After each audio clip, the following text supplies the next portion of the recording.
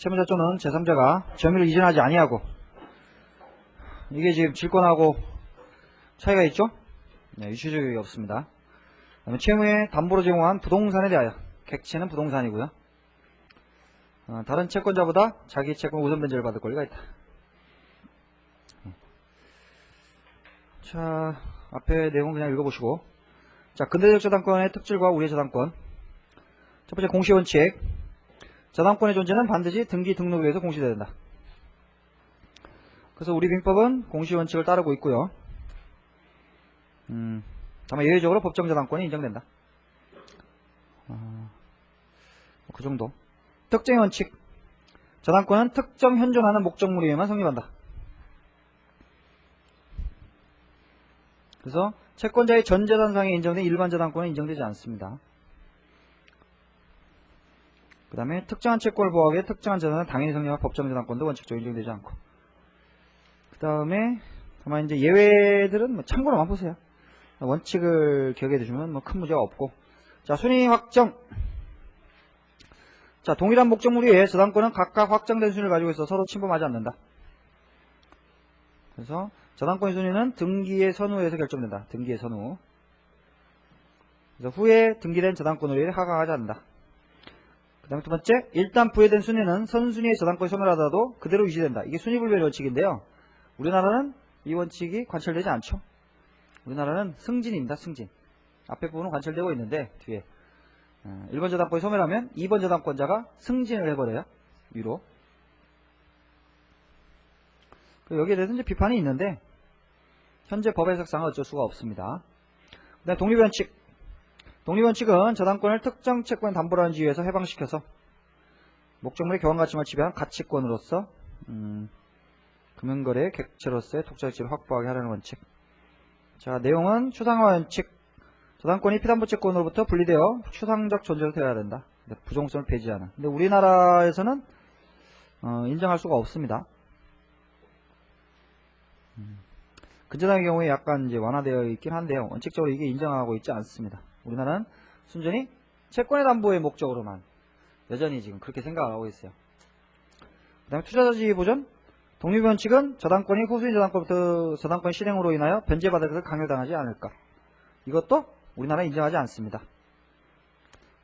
선순위 저당권, 후순위 저당권자가 경매를 신청하면 선순위 저당권자, 나는 좀 버티고 있고 싶은데 나는 그냥 계속 이자 받아먹고 계속 있고 싶다.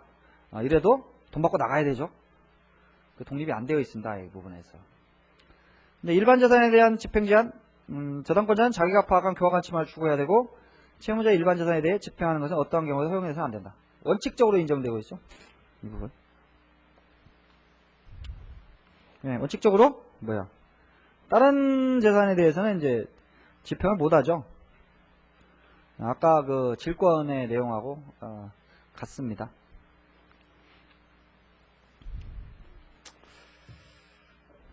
근데 어떤 경우도 허용하지는 않는 건 아니죠. 그 다음에 용익권으로 해서 독립. 저당권은 물적물을 용익하는 자로부터 독립돼야 된다. 이것도 인정이 된다. 자, 그 다음 유통성 확보. 참고로만 보시고요. 우리나라는 뭐 공신의 원칙이나 저당권의 증권화 이게 이루어지지 않고 있어요. 예외적 특별법이 뭐 조금 마련한 게 있는데 그건 뭐 참고로만 보시고요. 각 주에. 이것도 아직 뭐 잘 되고 있지는 않습니다. 그래서 지금 우리 그 저당권의 특징을 앞에 이렇게 쭉 기본적인 내용을 살펴봤고요. 법적 성질 뭐 1번 읽어보시면 되고, 탐물권이죠. 소유저당권은 인정되지 않는다. 혼동의 예외로 일시적으로 자기 소유 부동산의 저당권이 성립하는 경우는 있습니다.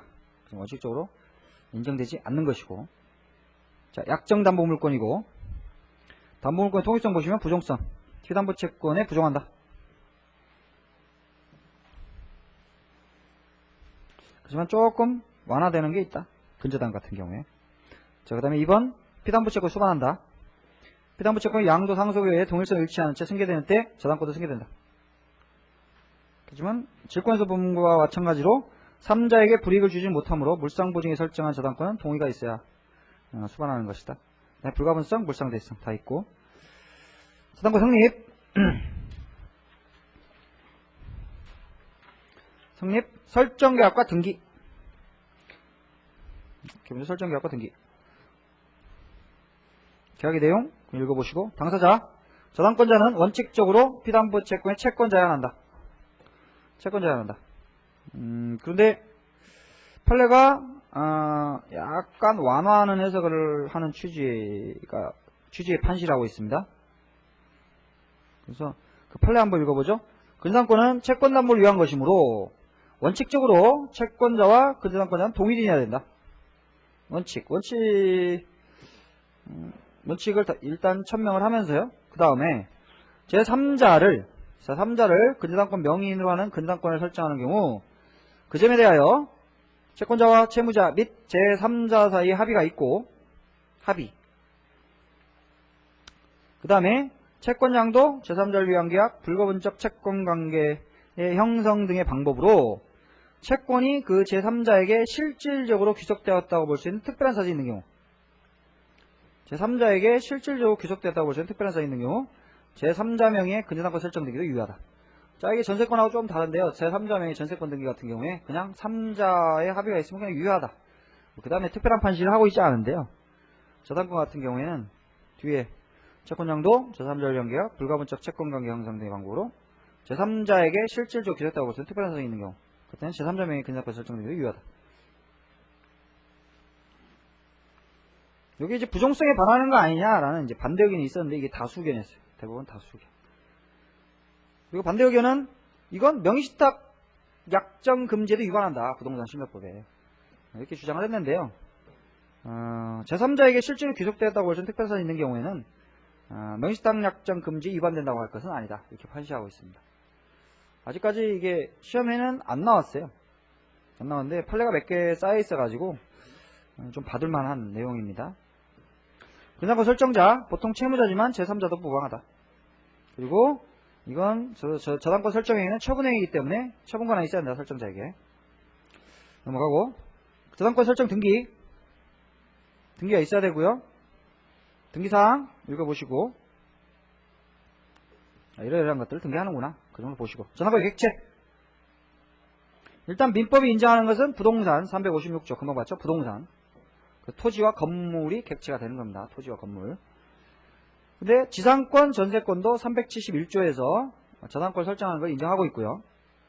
그 다음에 민법에서 인정하는 것은 임목 등기가 경료된 임목. 임목에 관한 법률에 따라서 거기에 따라서 임목 등기가 경료된 경우에 그 위에 저당권을 설정할 수가 있고요.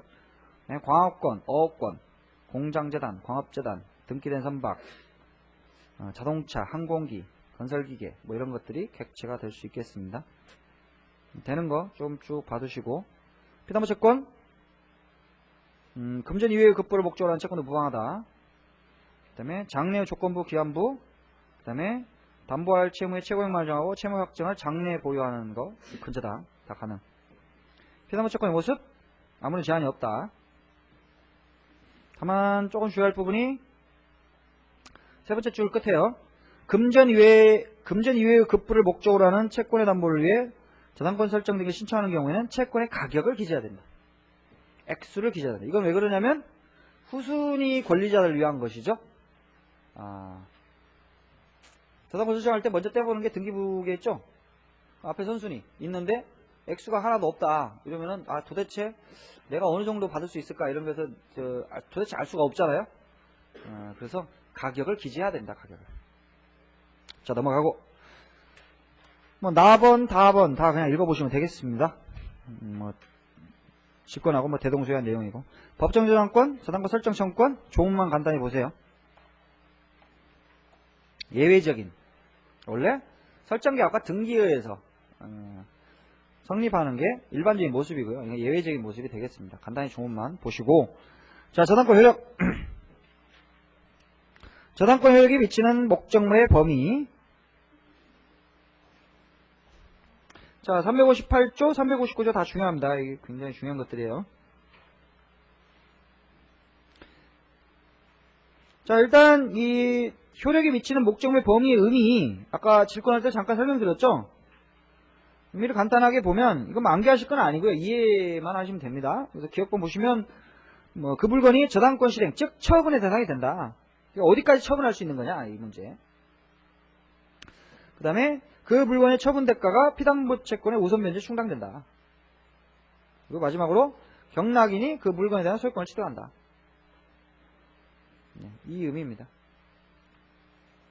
그래서 법적 근거가 이제 소유권의 법리와 이제 종물의 법리.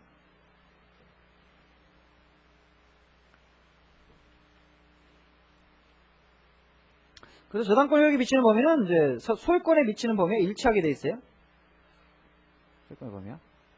그리고 358조 보시면 그래서 저당권 효력은 저당부동산에 부합된 물건과 종물에 미친다 해놨죠? 부합물은 소유권의 효력이 미치죠.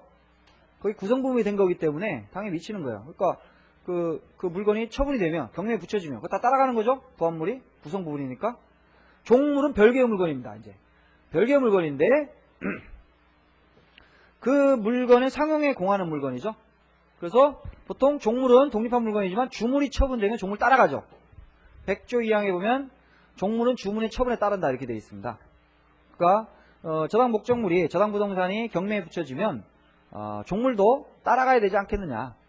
그 종물의 그 법리가 반영된 거예요. 358조가 본문의 내용이.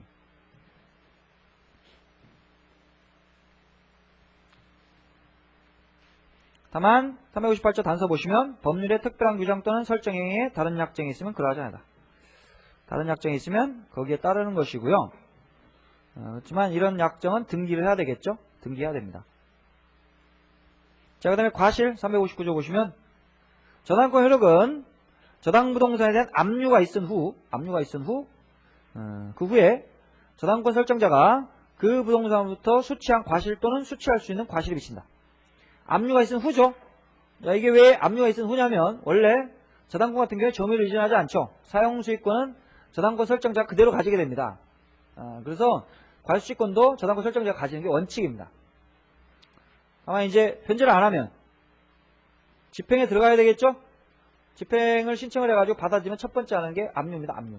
처분금지를 명하는 압류를 하게 됩니다. 그럼 압류 이후에는 저당권 효력이 그 과실에서 미치게 됩니다. 압류한 후에는. 그러나 단서 보시면 저당권자가 그 부동산에 대한 소유권, 지상권 또는 전세권을 취득한 제3자에 대하여는 압류한 사실을 통지한 후가 아니면 이로써 대항하지 못한다. 이게 법정과실의 문제 때문에 그래요. 조문만 보시면 되고. 그래서 이제 조금 상세하게 지금 부합물, 종물 써놨는데요. 쭉 읽어보세요. 다 공부한 겁니다. 부합물은 뭐, 토지의 부합물은 뭐, 건물의 부합물은 뭐 이렇게 쭉쭉쭉 설명 생략하겠습니다. 다 공부했던, 앞에서 다 공부했던 내용들을 그냥 다시 한번 정리해 놓은 겁니다. 쭉 넘어갈게요. 종물에 뭐 종물, 그 다음에 종된 권리, 뭐 이런 것들 다 공부한 것이고. 자, 257페이지에요. 분리된 부합물과 종물 보겠습니다. 자, 저당권의 법리상 목적물의 사용수익권은 저당권 설정자에 속하기 때문에 부합물 또는 종물이 저당권 설정자의 정당한 권리 행사의 범위 내에서 분리되면 분리된 물건은 저당권 효력을 벗어난다. 당연한 내용이고. 그런데 정당한 권리 행사에 의하지 않고 저당 목적물로부터 부합물이나 종물이 분리되는 경우 이 분리물에 대하여 저당권 효력이 미치는가?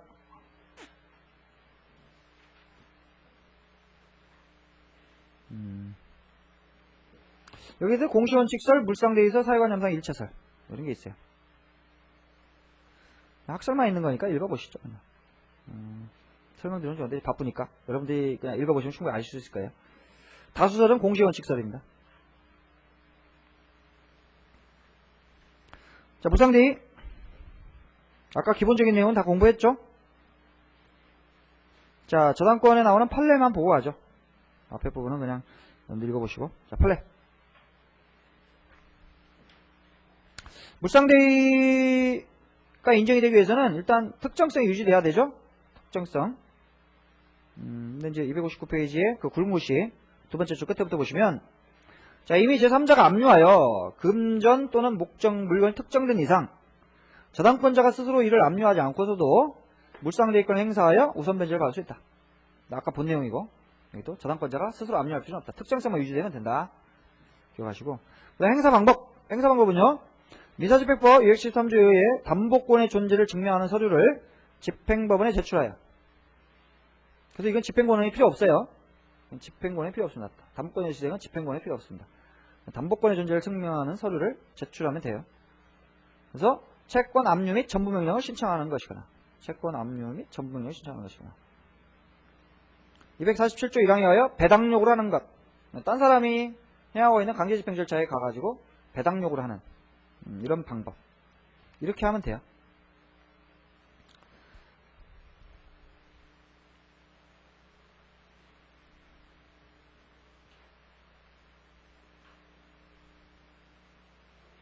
그래서 이건 당연히 배당을 해주고 그러진 않습니다. 가서 해야 돼요.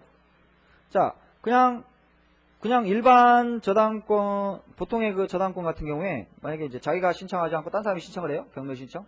경매 신청이 이제 절차가 진행될 거 아니에요. 그러면 가만히 안 있어도 당연히 배당에서 빠지지는 않습니다. 근데 물상대위는 좀 달라요. 물상대위는 변형물이죠. 그 자체가 집행이 되고 있는 건 아니고 변형물 아닙니까? 그렇기 때문에 여기서는 배당 요구를 하거나 아니면 지가 직접 압류하거나 전부명령을 신청을 해야 돼요. 그렇지 않으면 당연히 우선 변제를 받을 수 있는 건 아닙니다. 그렇죠? 그래서 이러한 물상대위권 행사에 나아가지 아니한 채 단지 소용대상 토지에 대하여 담보물권에 등기가 된 것만으로 보상금으로부터 우선 변제를 받을 수 없다. 좀 주의하시고. 그 다음에요, 배당 요구를 할 때는요, 지가 할 때는 또 지가 하면 되는데, 딴 사람이 하는, 신청한 집행 절차에, 끼어드는 거 있죠? 배당 요구? 이럴 때는,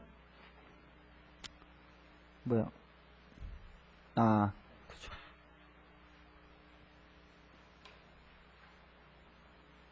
그것도 다 해당하겠네요. 채권 압류 및 전부명령 신청하거나, 배당 요구를 하는 방법에 의해야 되는데, 네 번째 줄이에요. 두 번째 판례 네 번째 줄. 늦어도 현 민사집행법 247조 1항 소정의 배당 요구의 종기까지.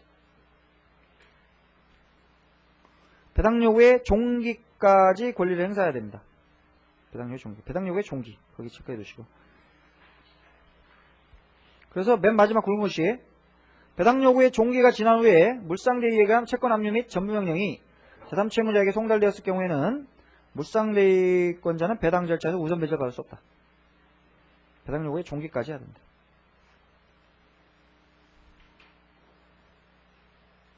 세 번째 판례 그냥 읽어보세요.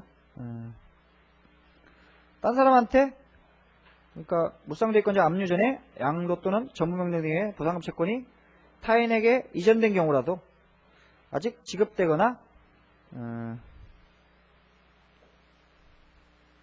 배당 요구의 종기에 이르기 전까지는 여전히 청구권에 대한 취급이 가능하다.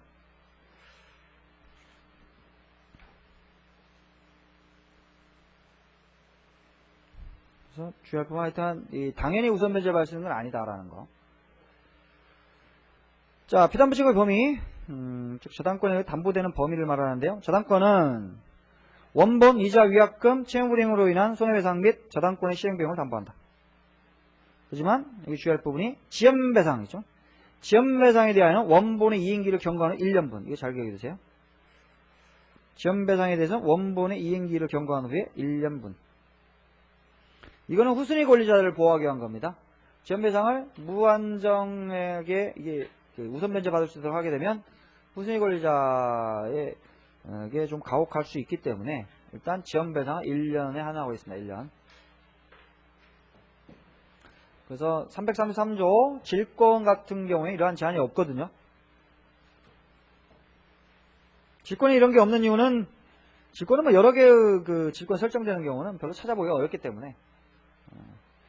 저당권 안 그렇죠. 1번, 2번, 3번 막 쭉쭉쭉 막 계속 나갈 수 있어요.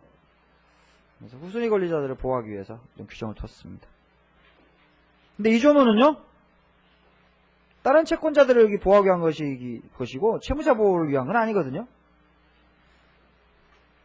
채무자는 그 360조에 그 규정된 채권만 변제하고 저당권의 말소를 구할 수가 없습니다. 다 갚아야 돼요. 다. 그 판례가 여기 나와 있어. 260페이지에 그 나오는 거죠. 그건 조금 주의하시고. 360조 두 번째 줄 끝에부터 보시면 이 규정은 저당권자의 제3자에 대한 관계에서 제한이며 채무자나 저당권 설정자가 저당권자에 대해 대항할 수 있는 건 아니다. 양도담보도 마찬가지. 그래서 다 갚아야, 몽땅 다 갚아야 말소를 구할 수 있는 것이다. 자, 피담보 채권의 범위 조금 상수를 해놨는데 쭉 읽어보시면 다 알 수 있을 거예요. 조금 주의할 부분 이자 있죠, 이자. 이자는 지연배상과 달리 이자 채권 무제한 담보된다. 물론 이제 앞에 등기해야 된다, 등기. 이자는 등기.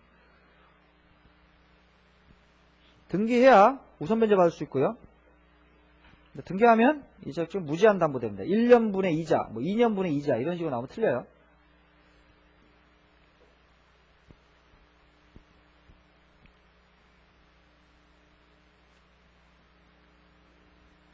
그 다음에 위약금 같은 경우에 이제 등기해야 담보되고, 저당권 시행비용은 부동산 감정비용, 경매신청 등록세 이런 실용비용은 등기 없이도 당연히 담보됩니다. 그래서 자세한 한번 읽어보시고 불가분성 읽어보시면 되고, 전부 변제받을 때까지 권리를 행사할 수 있다. 조금이라도 남아있으면 저당권 설정자는 말소를 청구하지 못하는 것이다. 자, 우선 변제 조력. 자, 저당권자가 변제를 받는 모습은요, 저당권에 기하여 우선 변제를 받는 것이 이제 일반적이겠죠. 근데 이제 자기가 직접 저당권 실행하지 않고도 우선 변제를 받을 수가 있죠. 일반 채권자가 강제 집행을 하거나, 전세권자가 경매 시청하거나, 후순위 저당권자가 경매 시청하거나, 이런 경우. 그 다음에 이제 단순한 채권자수 변제받는 경우. 그냥 읽어보시고.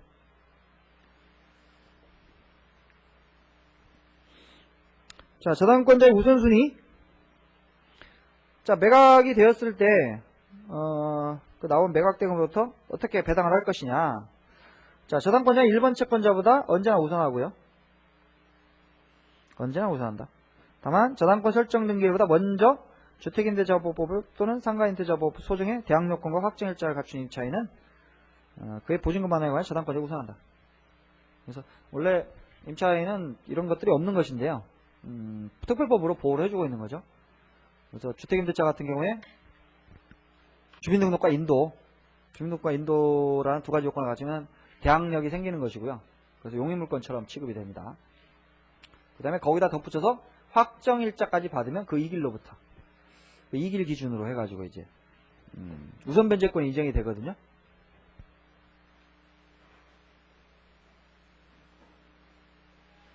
그러면 임차보증금에 대해서 우선 변제를 받을 수가 있죠.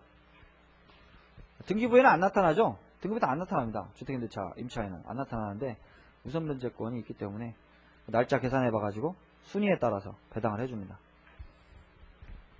그러니까 잘 하셔야 돼요. 임대차 할 때는 신중하게 일단은 가서 등기부 등본을 반드시 떼봐야 되고, 물론 등기부 등본 떼본다고 다 모든 것이 안전하지는 않지만 어쨌든 기본적으로 등기부 떼봐야 되고, 그 다음에 이제 주민등록 똑바로 하셔야 되고, 공부 기준으로 하셔야 된다. 공부 기준으로.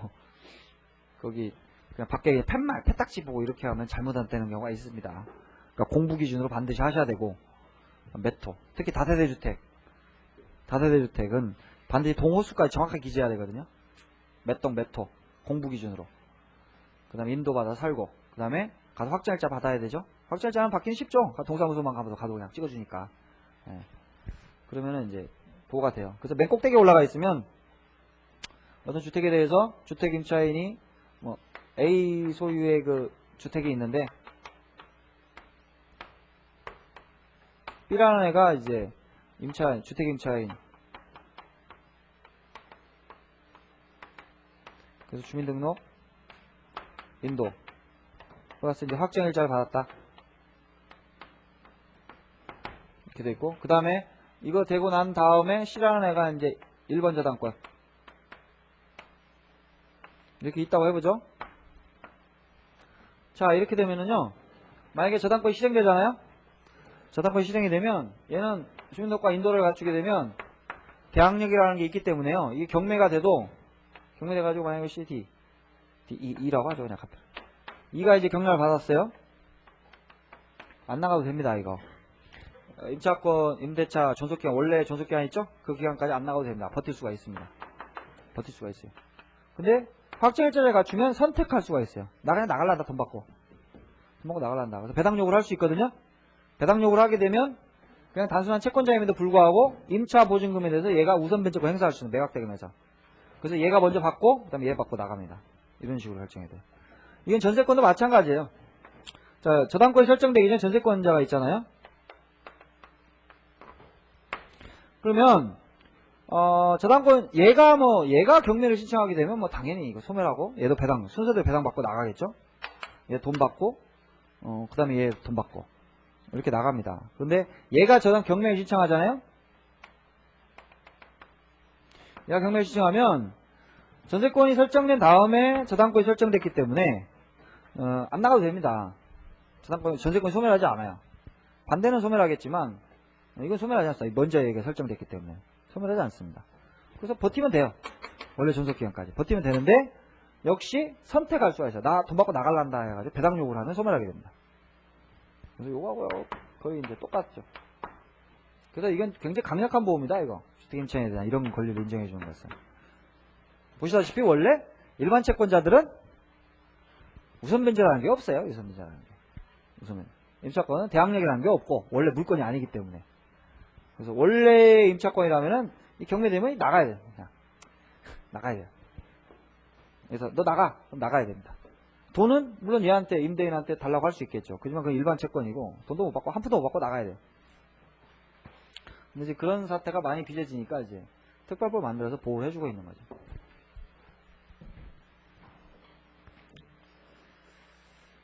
자, 그래서 전세권까지 그래서 보게 됐네요. 전세권까지. 다시 한번 확인하면요. 전세권이 최선순위의 저당권보다 먼저 설정되었다면 전세권은 저당권의 실행에 의한 매각으로 영향을 받지 않으며 매수인은 전세권의 부담을 인수한다. 다만 전세권자가 배당을 요구하면 전세권은 매각으로 소멸. 근데 전세권이 최선순위, 이거 항상 최선 이거 좀 주의하시고요. 올해도 시험 문제 나온 건데 기준은 최선순위 저당권입니다. 이유는 후순위 저당권, 전세권보다 나중에 설정된 저당권자가 경매 신청했다 하더라도 저당권은 경매가 되면 무조건 다 소멸하기 때문에요. 기준은 항상 최선순위. 최선순위 저당권보다 후순위라면 저당권의 전세권 어느 쪽이 실행되더라도 모두 소멸하고 배당 순위는 등기순위, 등기의 선우. 자, 유치권. 유치권은요, 이론적으로 경합의 문제가 발생하지 않습니다. 그래서 유치권자는 그냥 버티면 되죠. 유치권을 가지고 있는 자는 경매가 돼서 경매가 되든 어쨌든 하여튼 그냥 버티고 있으면 돈 받을 때까지. 우선 변제권은 없어요. 그래서 배당에 껴가지고 나 매각되면서 나 달라 이런 거 없습니다. 이런 거 없고 그냥 돈 줄 때까지 그냥 버티고 있는. 그래서 경락인이 채무자가 아니면 경락인이 채무자일 수가 없죠. 그럼 경락인한테 청구는 못 해요. 채권 채무는 이제 별개거든요. 채무자와 반환 청구를 하는 자와는 이제 별개의 문제입니다. 경락인한테 청구는 못 해도 돈 줄 때까지 버틸 수가 있기 때문에 아쉬우면 경락인이 인도를 받으려면 돈 줘야겠죠. 그래서 사실상은 이제 우선 변제를 받을 수 있죠. 사실상은 유치권자 같은 경우에.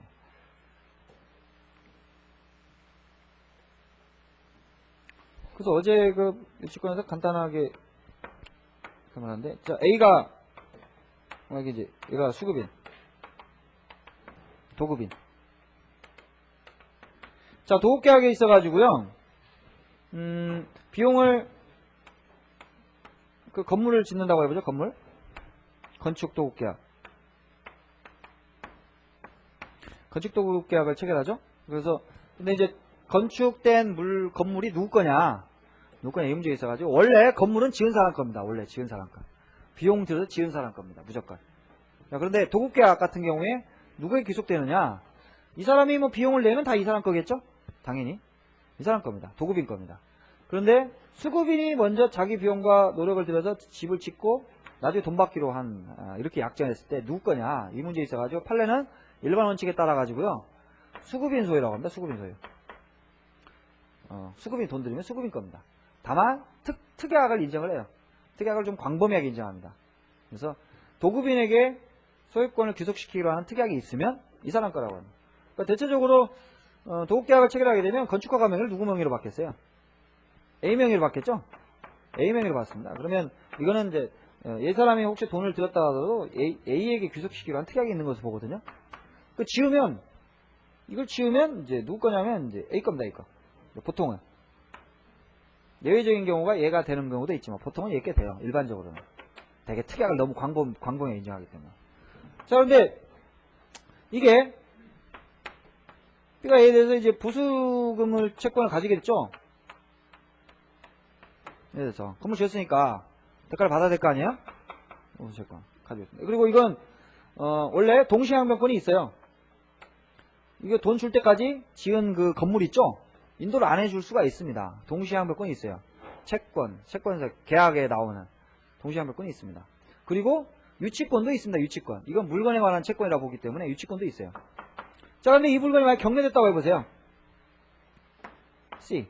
그 경락을 받았습니다. 이놈이 하여튼 C에 대한 채권 변제 안 해가지고 만약에 얘가 경락을 받았다고 해보세요. 그럼 얘가 나가라라고 하면 얘는 버틸 수가 있다라는 거죠. 유치권을 가지고. 버티죠. 동시항변권은 얘한테 주장할 수 못하지만 유치권이 가지고 있기 때문에 버틸 수가 있거든요. 근데 달라고는 할 수 있느냐? 청구는 못합니다. 이거. 왜? 채권은 얘에 대한 채권이기 때문에 청구 못해요. 근데 어쨌든 버틸 수 있다 이거죠. 돈 줄 때까지. 그럼 아쉬우면 얘가 돈 주고 가져가든가 뭐 이렇게 하겠죠. 그래서 일단 무선 변제권이라는 거 없고 그냥 버티는 거다 그냥 유치권은. 그렇게 생각하시면 되겠습니다. 자, 저당권의 순위는 설정 등기의 선우에 따르고요. 자, 그 다음에 국세 우선권과의 관계, 이것까지 시험에 나오기는 그렇게 쉽지는 않다고 생각합니다만 예전에 한번 나오기도 했어요. 나라도 세금을 좀 받아 먹어야겠죠? 그래서 우선권이 있어요. 근데 이제 그 저당권자와 이 우선순위를 어떻게 정할 거냐 이 문제가 생기는데 국세채권은 국세 납부기한으로부터 1년 전 이내에 설정된 저당권 어쩌고저쩌고 이런 규정이 있었는데 국세를 우선하게 하는 이 규정이 있었는데 유형결정을 받았거든요. 현재는 국세는 법정기일 전에 설정된 저당권 우선을 징수하지 못한다. 그래서 국세가 언제 성립했냐 이거 기준입니다. 국세가 언제 성립했냐. 그래서 국세가 먼저 성립하면 국세가 우선하는 것이고요. 저당권이 먼저 성립하면 저당권 우선하는 것입니다. 자, 그런데요. 당해세 즉 저당물 자체에 부과되는 국세와 가산금은 언제나 저당권이 우선한다고 합니다. 이게 당해세.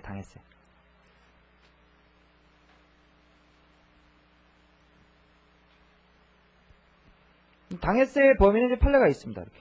이거 좀 한번 읽어보시고요. 이런 것까지 시험 문제 나오면 참 환장하는 건데. 교수님들 책에는 소개가 되어 있습니다. 판례들. 가끔 시험 문제에 나오기도 하고 또 좀 봐두시고요. 자, 임금. 최종 3개월분의 임금, 최종 3년간의 퇴직금, 재해보상금은 최우선 변제권이 인정된다. 이건 근로자들의 생활 안정을 위해서. 그냥 보통 일반 채권이지만 우선 최우선 변제권을 인정해주고 있죠. 맨 꼭대기에서 봤습니다. 다만 이제 임금 등에 대한 지연손해금 채권에서는 최우선 변제권 인정되지 않는다.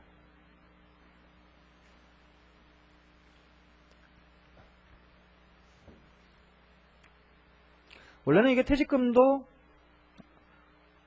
이렇게 3년간의 퇴직금 이렇게 제한하지 않았거든요. 근데 이제 헌법재판소에 올라가서 유형결정이 났어요. 퇴직금이 좀 많죠? 오랫동안 이제 근무를 하고 몇 억씩 되고 막 이러잖아요. 회사가 망했는데 말이죠.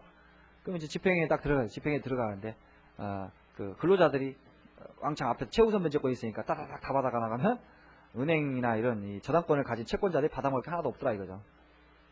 그래서 헌법적으로 올라가는데 위헌 결정이 났어요. 그래서 줄었죠. 이렇게 하고.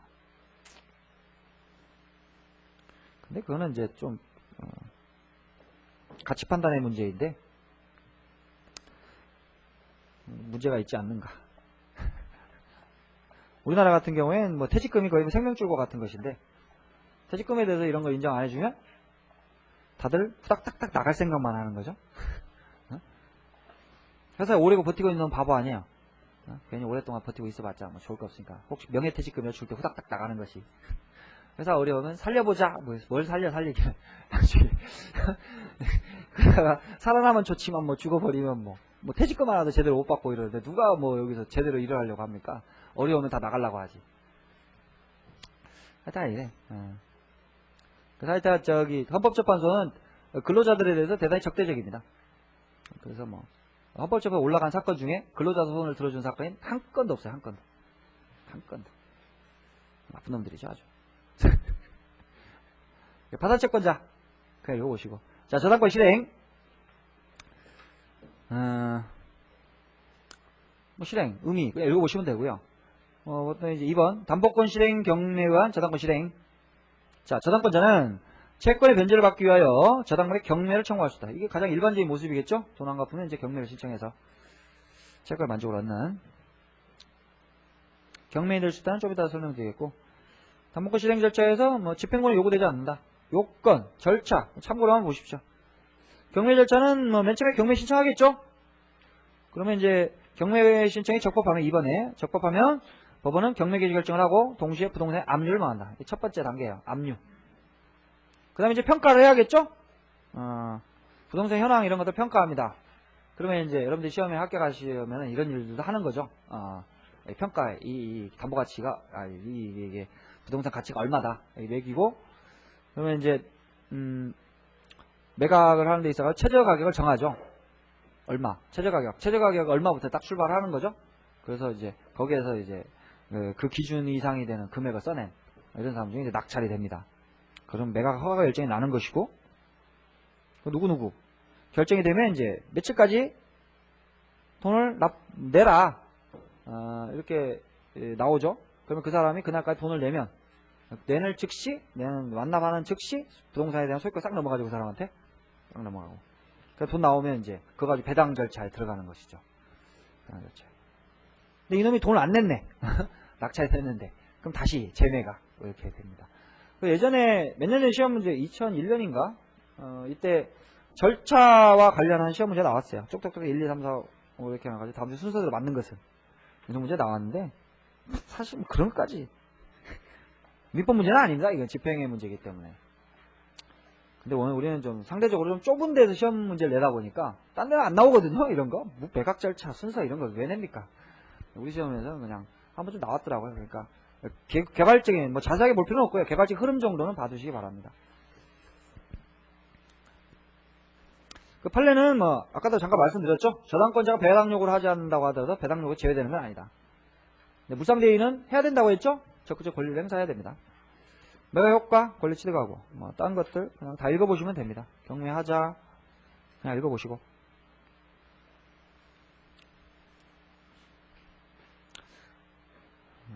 저당권 실행 경매에 의하지 않은 저당권 실행.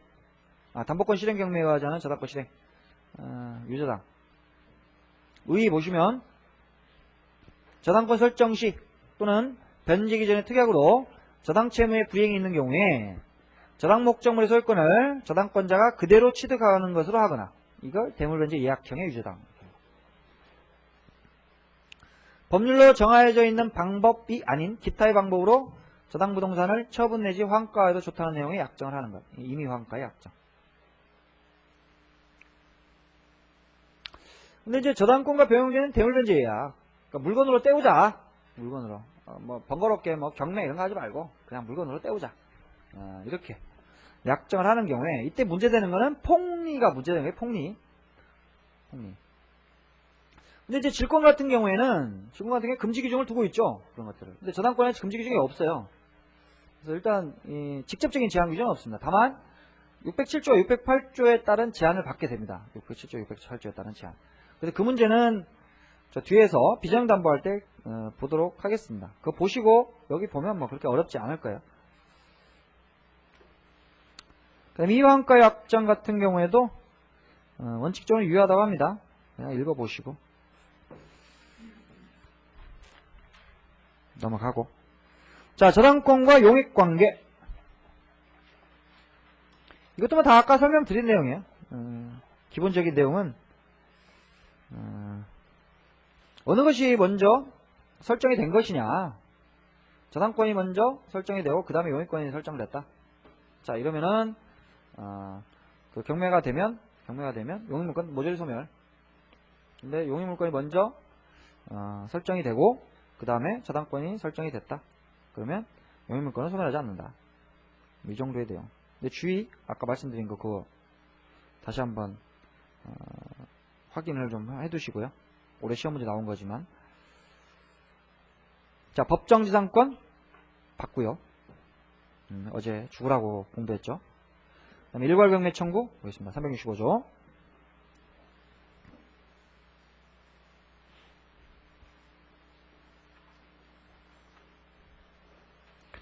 자, 토지를 목적으로 저당권 설정한 후, 설정한 후, 설정자가 그 토지에 건물을 축조한 때에는 저당권자는 토지와 함께 건물에 대하여도 경매를 청구할 수 있다. 그러나 건물의 경매 대가에 대한 우선 변제를 받을 권리가 없다. 이렇게 되어 있습니다. 자, 그러니까 이런 거죠, 지금. A라는 사람이 지금 토지를 소유하고 있는데요. 이 토지에 대해서 이제 B가 저당권을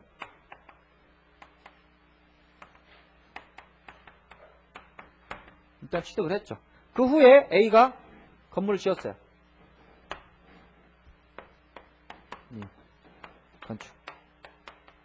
저당권이 설정된 후에 건축을 했습니다. 그래서 근데 이제 이게 저당권이 실행이 돼가지고요. 만약에 C가 이제 경락을 받다고 해보죠. 토지에 대해서. 자, 이렇게 되면 지금 동일한 사람이 소유에 속하고 있다가 소유자 달라졌죠. 그럼 만약에 이제 그래서 C가 A에 대해서 건물 철거 청구 소송을 제기한다. 이러면 뭐 당사자가 합의를 해가지고요. 뭐 어떤 뭐 계약 관계를 맺으면은 뭐 철거 안 당하겠지만 그런 약정이 없는 경우에는 A가 항변할 수 있는 건데기가 일단 법정지상권을 한번 생각해 볼 수 있겠는데 어제 공부했듯이 법정지상권은 저당권 설정 당시에 건물이 존재해야 되죠. 저당권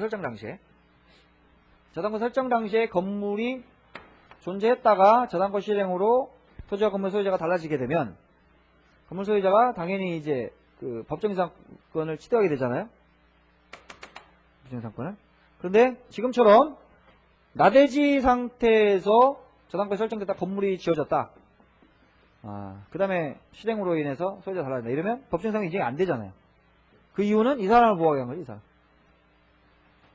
이 사람이 처음 파악한 담보가치는 나대지로서의 담보가치잖아요. 나대지로서. 근데 나중에 건축된 이 건물을 위한 법정지상권을 인정하게 되면 토지의 담보가치가 뚝 떨어지기 때문에 이 사람의 이익을 침해한다는 거죠. 그래서 법정지상권 인정이 안 됩니다. 그래서 이렇게 되면 철거를 하면 철거 청구하면 철거를 해야 돼요.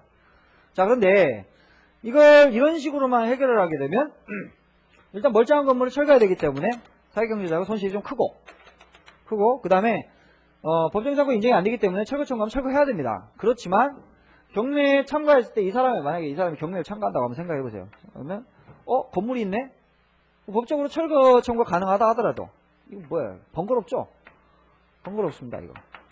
그래서 실질적으로 담보가치가 떨어질 수 있는 이런 문제가 발생할 수 있다는 거죠. 그래서 우리 법은 365조의 일괄경매 청구권을 인정하고 있습니다. 그래서 담보의 목적물은 토지지만, 그죠? 분명히 토지입니다, 토지. 저 토지지만 이것까지 묶어서 경매를 신청할 수 있는 걸 인정하고 있다는 거죠. 이게 일괄경매 청구권입니다. 다만 팔면 이건 분명히 별개의 부동산이죠. 매각된 걸 따로 매깁니다. 토지 얼마, 건물 얼마 따로 매기게 되거든요. 그래서 요 건물의 경매 대가에 대해서는 우선 변제권이 없습니다. 우선 변제권이 없어요. 여기까지. 여기 토지에 대한 매각 대금에 대해서는 우선 변제권이 있어요. 그리고 이건 권리이지 의무는 아닙니다. 권리이지 의무는 아닙니다. 꼭 일괄 경매를 청구해야 되는 거 아니에요. 선택의 문제예요. 선택의 문제.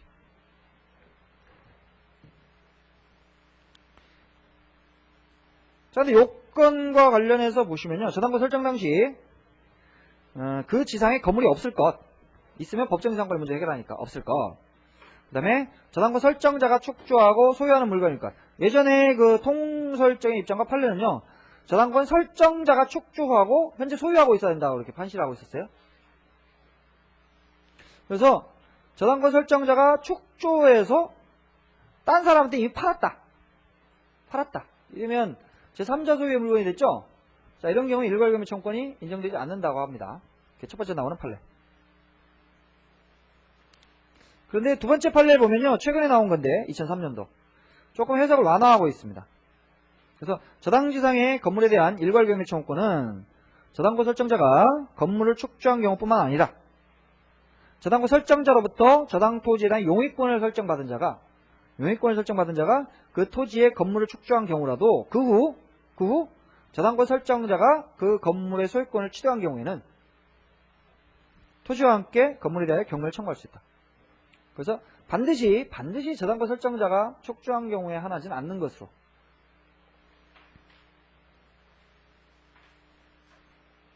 근데 소유는 하고 있어야 된다. 설정자가 소유는 하고 있어야 된다.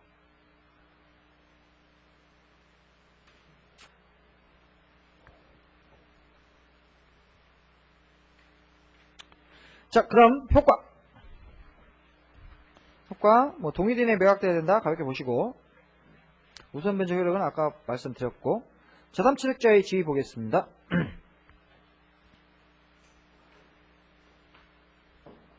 이것도 꽤 중요한 쟁점인데 자, 개념부터 보면 저당권이 설정된 후에 저당 목적물을 양도받은 양수인이나 저당부동산 위에 지상권, 전세권을 취득한 자를 제3취득자라고 한다. 자, 이 사람들은 어떤 공통점을 가지고 있냐면 저당권이 실행이 되면 모조리 권리를 상실한다는 공통점을 가지고 있죠. 저당권이 설정된 부동산 양수한 자, 저당권이 실행되면 소유권 상실하죠. 저당권이 설정된 이후에 뭐 지상권을 취득하거나 전세권을 취득한 자, 경매가 되면 소멸해버리죠. 안 하나요? 소멸합니다. 자, 그러면 이 사람들은 저당권이 설정된 것을 뻔히 알면서도 그런 걸 했으니까 니도 그냥 다 감수해라. 그냥 물론 감수는 해야 되겠죠. 그렇지만 좀 불쌍한 면도 있죠. 그래서 이 사람들을 보호하기 위한 규정들을 몇 개 두고 있습니다. 그래서 좀 유심히 좀 받을 필요가 있어요. 제3취득자의 구제책. 그래서 첫 번째 경매 매수인. 그래서 저당부동산의 제3취득자는 저당권을 실행하는 경매에 참가하여 매수인이 될 수 있다. 자, 원래 그 부동산의 그 소유자 같은 경우에는 경매의 그 매수인이 될 수가 없거든요. 근데 제3취득자, 저당부동산을 양수한 제3취득자, 이 사람은 매수인이 될 수 있다. 그 지 물건이 팔리는데 지가 가갖고 살 수도 있다는 거죠. 근데 원래는 안 됩니다. 그거 원래는 안 됩니다. 근데 제3취득자는 될 수 있다. 그 다음에 제3취득자 변제책 364조 굉장히 중요한 조문인데 저당부동산에 대하여 소유권, 지상권 또는 전세권을 취득한 제3자는 저당권자에게 그 부동산 담보된 채권 체크하시고요. 그 부동산 담보된 채권을 변제하고 저당권의 소멸을 청구할 수 있다. 자, 원래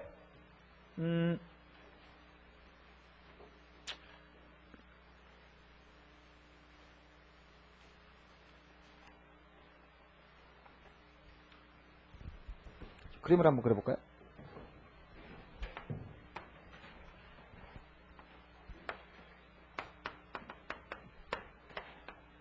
갑고 울고 이렇게 나와요. A 소유의 부동산에 대하여 B가 저당권을 가지고 있다. 번째, C가 지상권. 예를 들어서 이렇게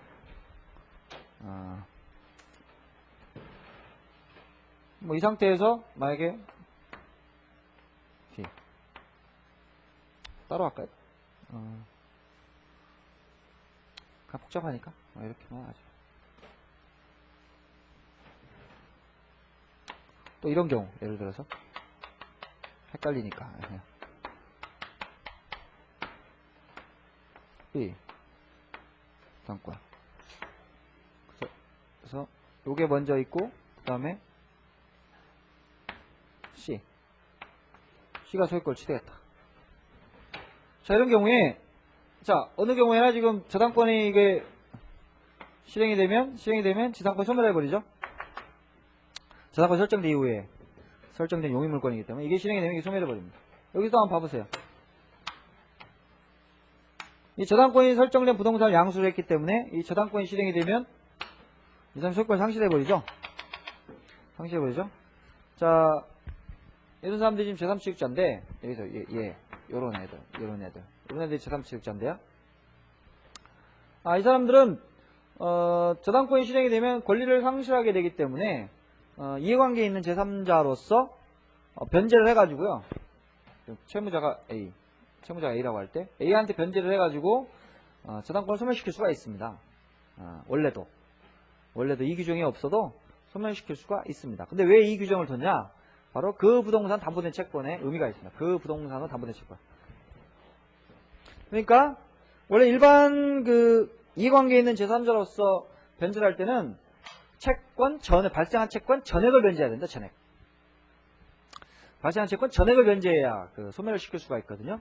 근데 이 규정에 특별 규정이 있기 때문에 그 부동산 담보된 채권, 즉 360조 보면 지연배상금 1년이죠. 지연배상금이 몇 년치가 쌓여도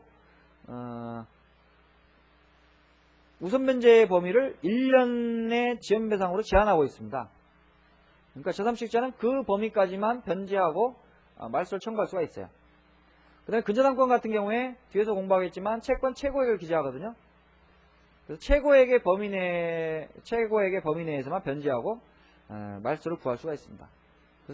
그래서 이 조문이 실익이 있어요. 전액을 변제할 필요가 없다.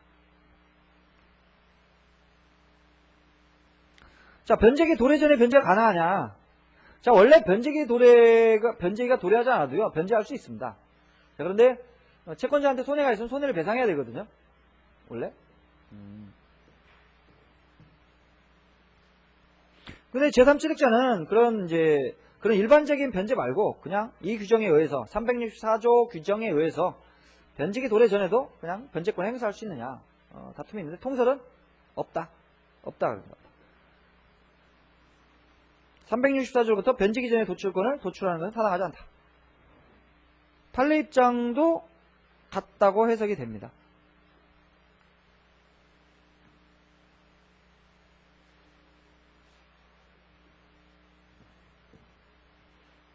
안 된다 생각하시면 되겠습니다. 안 된다.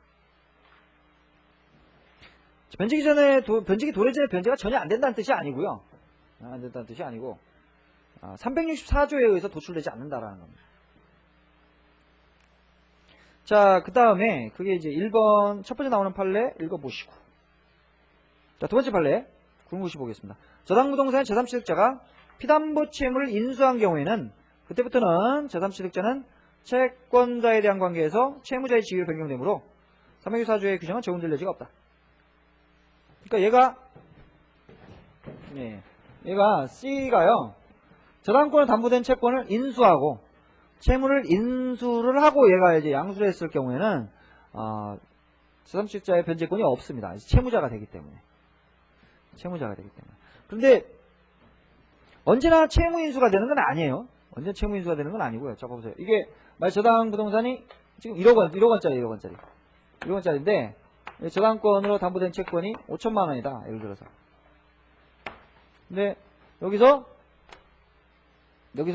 5천만 원 이게 사들이는데 5천만 원을 뺀 나머지 매매대금으로 5천만 원 지급하고 그 5천만 원의 채권은 C가 B한테 변제를 한다.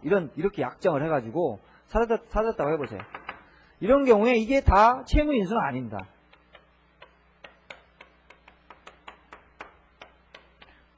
이건 잘은 몰라도 되는데 채무에서 이행인수가 있는데요. 채무인수와 이행인수의 차이점은요. B가 얘한테 채권을 가지느냐의 문제거든요. 이 공제하고 산다고 해서 B가 C한테 언제나 채권을 가지는 게 아닙니다. 원칙적으로 이 금액을 원래 이 채권이잖아요. 얘가 대한 채권이잖아요. 이 채권을 뺀 나머지를 매매대금으로 하고 이렇게 사들였다고 하더라도 보통의 경우는 그냥 이행인수입니다. 이행인수. 그냥 A와 C 간의 약정이에요.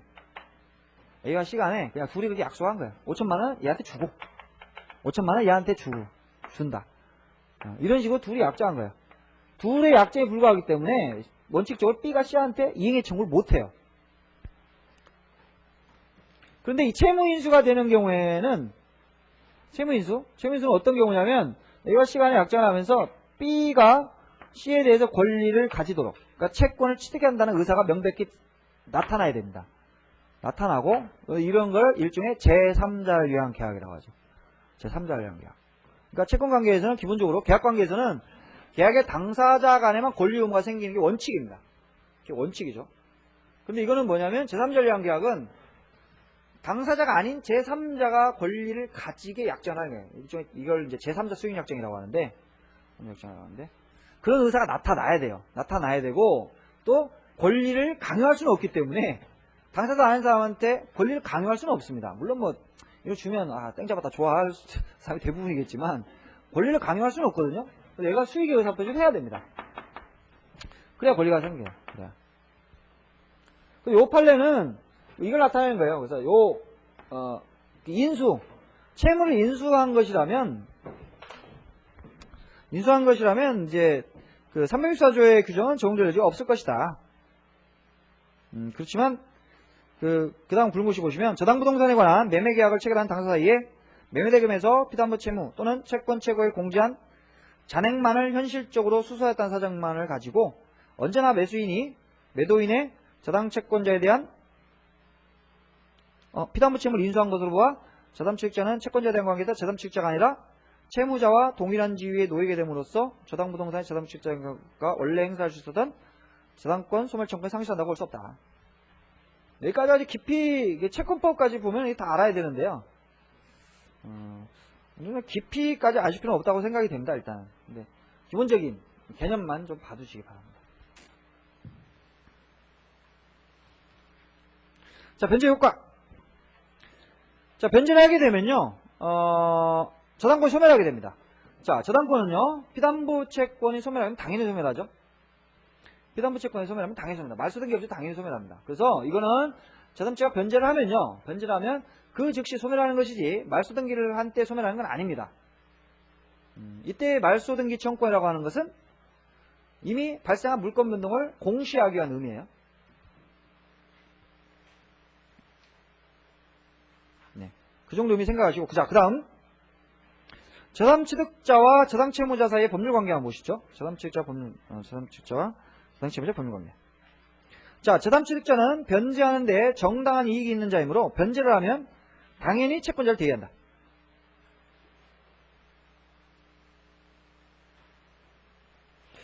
대위라고 하는 것은 이제 구상권을 확보하기 위해서 인정되는 거거든요.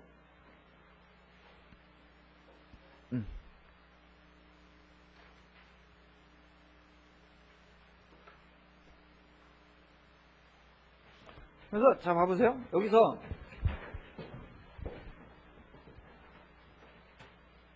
다시 그릴까?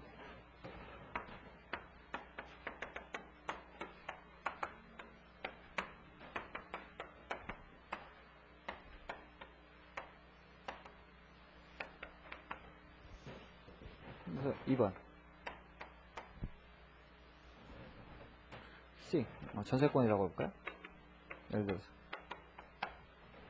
자, 그러면 저당권 시행이 이게 소멸하죠? 근데 얘가 만약에 얘에 대해서 원래 채권이 이렇게 B의 A에 대한 채권인데 C가 이 저당권 시행을 막기 위해서 변제를 할 수도 있죠. 변제를 할 수도 있습니다. 변제를 하게 되면 무슨 효과가 발생하냐면 자 여기서 변제를 했다 여기. 자 변제를 하게 되면 C가 A에 대해서 구상권을 가지게 됩니다. 남의 채무를 갚아줬죠?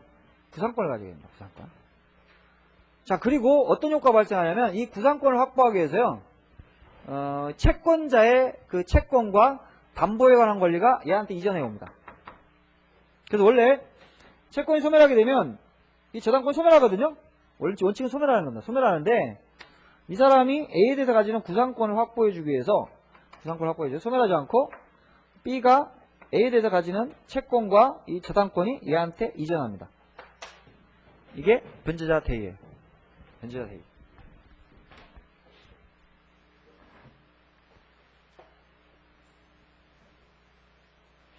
그 정도만 봐주세요. 일단 대기한다.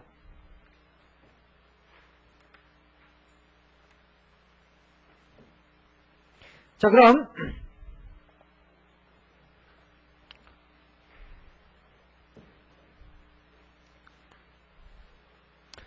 B번은 지금 저당권 관련 규정이고요.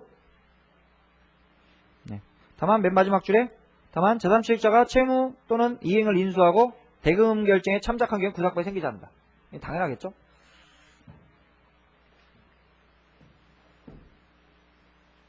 실질적으로 지가 이행해야 될 거 한 거기 때문에 이때는 구상권이 생기지 않습니다. 자, 비용상환 청구권. 자, 저당물의 제3취득자가 그 부동산의 보존, 개량을 위하여 필요비 또는 유익비를 지출한 때에는 203조 1항 2항의 규정에 의해 저당물의 경매대가에서 우선상환을 받을 수 있다. 이 주문도 좀 기억을 해두시고요. 이건 이제 그 경매 실행에 대해서 이제 뺏기게 되는 경우에 문제가 되는 건데요. 이 규정의 그 실익은요, 원래 필요비 유익비 상환 청구권을 위해서 유치권을 행사할 수도 있습니다. 그런데 유치권자는 우선 변제권이 없죠. 유치권자는 우선 변제권이 없습니다. 배당의 그 매각대금에 대해서 돈 받을 권리는 없습니다. 그리고 보통 유익비 같은 경우에는 법원이 상당한 기간을 허용할 수 있다는 규정들을 보통 두고 있죠. 그럼 반환해야 돼요. 근데 이 규정은 우선 상환을 받을 수 있다 일어났죠. 그래서 매각대금에서 직접 우선 변제를 받을 수가 있습니다. 바로 배당에 끼어서 우선 변제를 받을 수 있다. 이게 실익이고요. 그 다음에 상환기간을 허용할 수 있다 이런 규정이 없기 때문에요. 즉시 받을 수 있어요.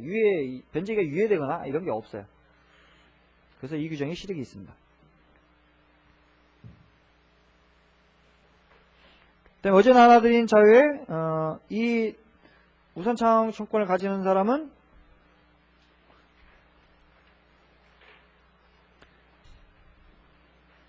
지상권 전세권을 취득한 자만이 아니라 소유권을 취득한 자도 해당한다 라는 맨 마지막 페이지입니다. 23페이지.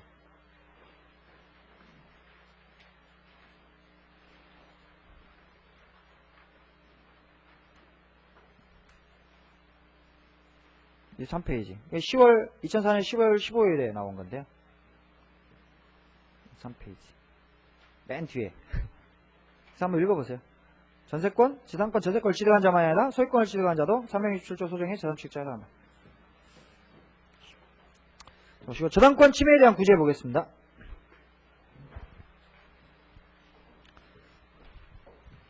저당권 침해의 특수성.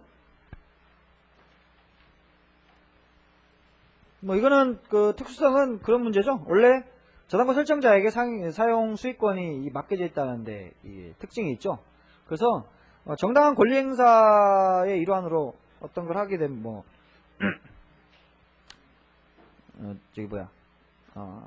저당 부동산의 어떤 부합물 분리하거나 제3자 용익해 하거나 이런 것들은 저당권에 대한 침해가 아닙니다. 근데 이제 정당한 행사가 아닌 거. 그래서 문제가 되는 게 내부 제출 정도에 저당 살림의 부당 벌채, 부당 관리로 인해서 저당 건물이 허물어지는 것, 종물의 부당 분리, 이런 것들. 딱 어느 것이 이게 제대로 된 그러니까 경제적 할 수 있는 거고 어떤 것이 못하는 것이냐 명확하게 딱 자르기는 어려운데요. 시험에는 그런 것까지는 안 물어보니까 부당, 이런 잘못한 거죠. 부당 이런 말 들어가면. 그래서 이런 것들을 하게 되면 그 저당 부동산의 담보 가치가 떨어지죠. 가치가 떨어집니다. 그래서 여기에 대한 구제책이 필요하겠다. 그래서 구제 방법 보시면 물권적 청구권. 그래서 저당권의 침해가 있는 때에는 저당권자는 방해, 제거나 예방을 청구할 수 있다. 주의할 부분 반환 청구는 없다. 반환 청구는 없다. 당연하죠. 점유를 하는 권리가 아니기 때문에 저당권자는. 그래서 반환 청구는 없다. 그래서 물권 청구권자는 뭐 침해가 있는 경우에 반환 청구권, 방해 제거, 방해 예방 청구 행사할 수 있다. 이러면 틀려요. 세 줄이 딱 묻어서 나오면은 그냥 당연하지 이렇게 넘어갈 수도 있네. 반환 청구권 들어가면 틀린다. 그런데 거기 관련 판례 보시면요. 이건 공장저당 사건인데, 자, 원래 어떤 물건이 분리 반출이 되면요. 부당하게 됐다고 분리 반출이 되면, 이제 이미 등기에서 공시가 되지 않기 때문에요. 저당권의 효력범위에서 벗어나요. 벗어나는데, 공장저당 같은 경우는 조금 특수한 성격이 있습니다. 공장저당은, 일물일권주의 예외로서요. 공장에 설치된 기계, 기구, 이런 것들을 하나로 묶어가지고요. 하나의 저당권의 객체가 될 수 있음을 규정하고 있죠. 공장저당법에. 그래서 기계, 기구 이런 것들 목록을 기재합니다. 목록을 기재해가지고 딱 공시가 돼요. 공시가 되기 때문에 그런 물건들은 분리돼서 반출되더라도 여전히 공시가 되는 거예요. 그 저당권이 미칩니다. 미쳐요. 그래서 분리 반출이 되었을 때 공장저당의 목적 동산이 저당권자의 동의를 얻지 않고 설치된 공장도 분리 반출됐다. 자, 이런 경우에는 저당권자는 점유권이 없기 때문에 일탈된 저당 목적물을 저당권자 자신에게 반환할 걸 청구할 수는 없다. 그렇지만 저당 목적물이 제3자에게 선입취되지 않는 한 원래의 설치 장소에 원상회복할 것을 청구함은 그 밑에 줄 저당권자가 가지는 방해외제권의 당연한 행사에 해당한다. 다시 원래대로 갖다 놔라 이런 청구를 할 수 있습니다. 이건 공장저당이기 때문에 가능하다고 봐야 돼요. 공장저당이기 때문에. 여전히 공시가 되는. 그 다음에 무효인 등기 말소 청구 가능하겠고 제3자에 의해서 읽어보시기 바랍니다. 자, 손해배상 청구권. 담보물을 권한 없이 멸시로 훼손하거나 담보가치를 감소시키는 행위는 유법한 행위로서 불법행위가 된다.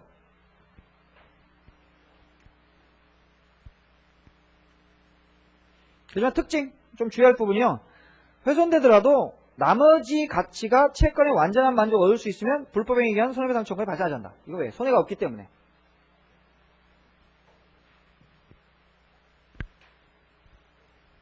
그 다음에 손해배상 청구를 할 수 있는 시기는요. 저당권의 실행을 기다릴 필요가 없습니다. 없고 불법행위 후 곧 청구할 수 있다. 다만 이제 얼마만큼 손해가 있느냐는 좀 입증하기가 쉽지는 않겠죠. 하여튼 불법행위가 있는 때, 그때 그 행위가 있는 때 즉시 발생하는 것이지, 저당권 실행 때까지 기다려가지고 그때 손해배상 청구 발생은 아니다. 그거 좀 주의하시고. 자, 그 다음에 담보물 보충 청구권. 저당권 설정자의 책임 있는 사유로 인하여, 책임 있는 사유로 인하여 저당물의 가액이 현저히 감소된 때에는 저당권자는 저당권 설정자에 대하여 원상회복 또는 상당한 담보 제공을 청구할 수 있다. 이게 담보물 보충 청구권입니다. 그 다음에 즉시변제 청구. 채무자가 담보를 손상, 감소, 멸실시킨 때에는 채무자는 기한의 이익을 주장하지 못하기 때문에 저당권자는 곧 변제를 청구할 수 있다. 그래서 저당권 안 갚으면 저당권 실행할 수가 있어요. 주의할 부분, 즉시변제 청구권을 행사하면서 동시에 손해배상 청구권을 행사할 수 있으나 담보물 보충 청구권을 행사할 수 없습니다. 이거 좀 기억을 해두시고. 담보물 보충 청구권을 행사한다는 것은 좀 기다려야겠다는 의미가 나타나 있는 거죠. 보충해라. 즉시 행사하기보다는 보충해라. 이러면은 기다리겠다는 의사가 나타나 있는 거잖아요. 그래서 함께 행사할 수 없다. 그러나 즉시변제 청구권과 손해배상 청구권은 함께 행사할 수 있다. 자, 저당권 처분. 361조. 어제 전세권 하면서 조속경이 만료됐을 때에 피담보 채권에 처분할 때 잠깐 말씀드렸었죠. 저당권은 그 담보한 채권과 분리하여 타인에게 양도하거나 다른 채권 담보를 하지 못한다. 그래서 저당권, 피담보 채권과 저당권을 묶어서 양도하는 게 일반적이겠죠. 그러면 자, 이 부정성 때문에 일단 묶어서 양도하는 게 보통이고요. 그렇지만 양자는 별개의 물건, 별개의 원리죠. 그래서 각각의 그 양도의 요건을 갖춰야 됩니다.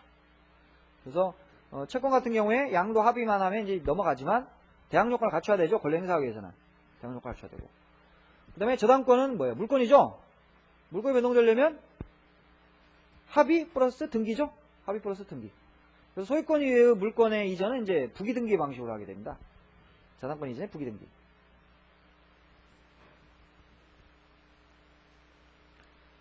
근데 이제 양도, 채권의 양도는 그러니까 합의만 하면 넘어와요. 합의만, 성립 요건이 합의만 하면 끝입니다. 근데 저당권은 이전 등기를 해야 되죠. 그 시차가 좀 발생할 수가 있습니다. 시차가 발생하는 데서 나타나는 문제와 관련한 판례가 그거거든요. 참고로 봐두세요. 집행과 관련된 거기 때문에 이거 좀 정답으로 나오긴 좀 어렵지 않은가 싶습니다. 시험에. 참고로 보시고요. 자, 그런데 피담보 채권 분리해서 저당권만 양도가 안 되죠. 절대 저당권만 양도가 안 됩니다. 지금 반대는 가능하죠. 저당권 떼두고 채권만 양도하는 건 가능합니다. 그런데 그때 저당권은 어떻게 돼요? 소멸이죠, 소멸. 그때 소멸해버립니다.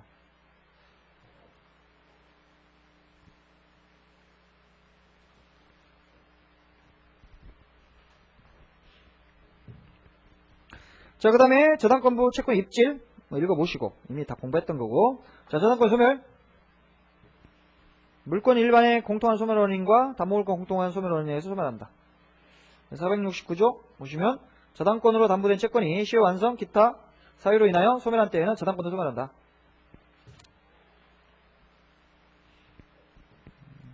그래서 질권과 마찬가지로요. 저당권도 피담보 채권과 독립해서 소멸시효에 걸리지 않습니다. 그거 좀 주의하시고요. 저당권은 소멸시효에 걸리지 않습니다. 질권도 소멸시효에 걸리지 않고 이치권도 소멸시효에 걸리지 않죠. 피담보 채권이 시효 완소 소멸하면 저당권은 당연히 소멸. 부정성 때문에. 자, 특수한 저당권.